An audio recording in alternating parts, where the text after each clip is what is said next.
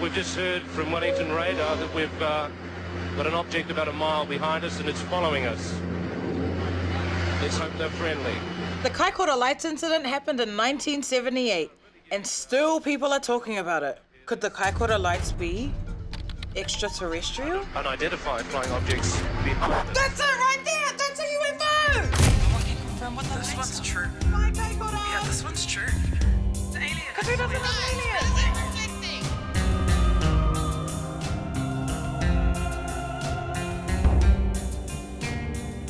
What's up? I'm Papa and I'm an actress, dog mom, and out of this world hottie. This week I'm in Kaikoura!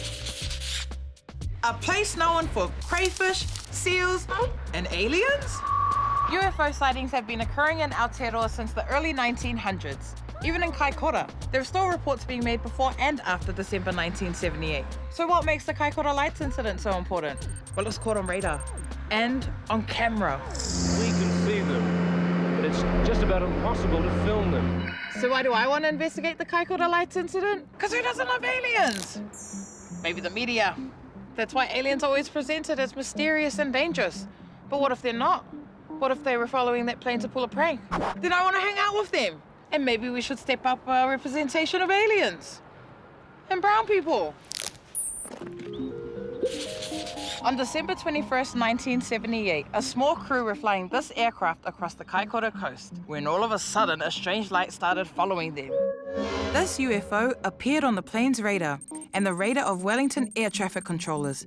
News spread fast, and 10 days later, when the plane flew the same route over the Kaikoura coast, there was an Australian news crew on board. The news crew only wanted to film a reenactment of the UFO sighting, but they were blown away when the mysterious light returned and chased the aircraft a second time. They caught it all on camera, and the UFO was again detected on radar. The New Zealand Air Force investigated and had unexplained blimps on their radar. The Muldoon government was like, there's a simple explanation. But in previously classified documents, we found out that no one can confirm what the lights are. So, aliens? Let's go ask my friend Paul. This is Paul Davidson, a documentary filmmaker who interviewed everyone aboard the Argosy aircraft that night. He's a Blenheim local who runs the Argosy Trust, an organisation that restores and displays historic aircrafts. So, my friend Paul, where are we? Well, here we are on board the Argosy aircraft, and it has a certain amount of fame because this is the aircraft that was involved in the world-famous Kaikoura UFO incident. Wait, guys, look! Cockpit! Ooh. Okay, I heard something about an alien suit, a party. What's the deal there? Well, there is a modest amount of fame here because UFOs visited the aircraft, or so some people believe. So every 10 years after that, we mark that event, hoping that perhaps the aliens will come back. But so far, all the attendees, as far as we can tell, are terrestrials. I've heard that you know a lot about aircrafts. Do you know any aircrafts that could move in the way in which the lights were moving? No. So what does that mean? Well, it means they weren't aircraft. I see you've got some books here. Why have you brought those along? Well, curious enough, two of the people on board the aircraft that night actually wrote books about it. One was the reporter, Quentin Fogarty, who wrote very much a journalist book. The other book is from Captain Bill Startup, who was the captain of the aircraft. It's a great reference material because it records the flap settings and the speed they were going, and it tells you exactly what happened from a pilot's point of view. It's an alien, I swear. I swear it's an alien.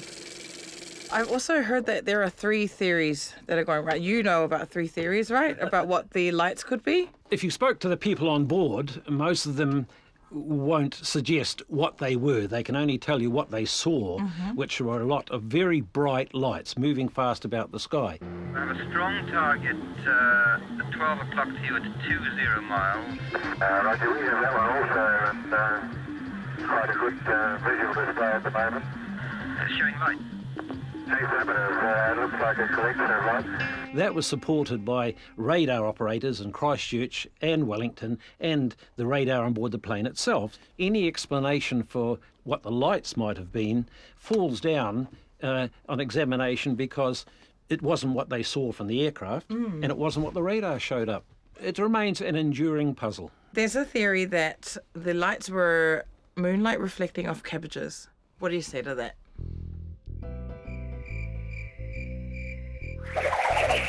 Okay, Kaikoura lights. This is probably the only conspiracy that I'm like, that's aliens. This one's true.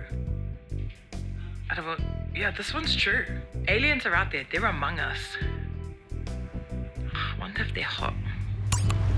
Paul was mean. He told me the facts and he told me the rumors. Some people suggested it was Venus rising. Venus doesn't show up on radar. And other people suggested there were squid boats.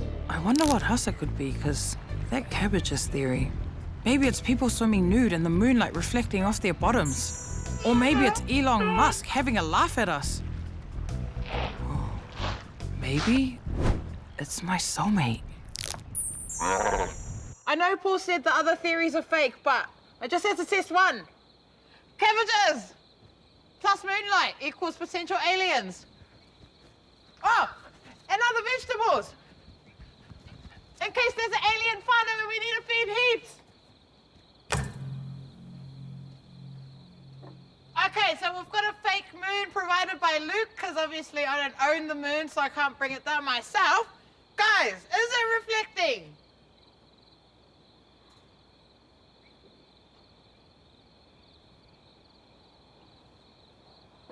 Yeah, thought as much.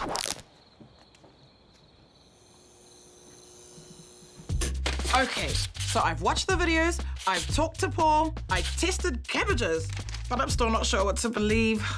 Makes sense to me that other beings want to make contact with us. We connect with non-humans all the time. Friday! Hi, buddy! Yeah, I need to talk to an expert.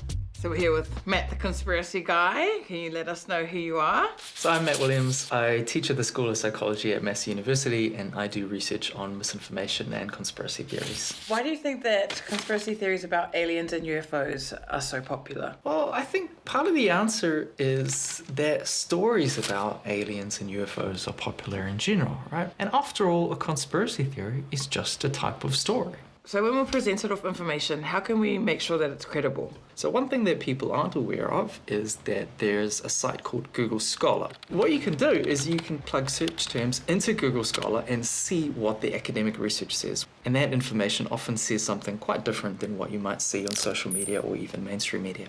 Do you think that aliens exist? Look, it's not my research area, right? I just do research in psychology, but there might well be life somewhere out there, maybe even intelligent life. But the thing is, the universe is a huge, huge place, and if aliens exist, they might be a very, very long way away from us. So far away, but they could be so close, eh? They might That's how be. people think, yeah. Probably really, really far away. He's a joker.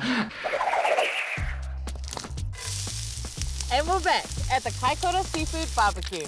There's actually no good explanation for the Kaikoura lights incident, which means it could be an alien aircraft. And I feel like if it was, they're pretty funny, following someone home. Not that I'm encouraging that. But what we've come to is that there's actually heaps of creatures out there, and it's okay to not know about them. Like Socrates said, all I know is I know nothing. Except that we saw 2 sets of lights in Kaikoura come down to visit us, but no one attacked us, so I think the aliens really want to be our friends, and I think we should just be nicer to them. So some creatures are funny, and some creatures are yummy. This is my first time eating this. Great! So good! Bye Kaikoura! Bye crayfish and crayfish ladies that made the crayfish. It was so good. My first crayfish. I loved it so much. Bye, maybe aliens. Love you so.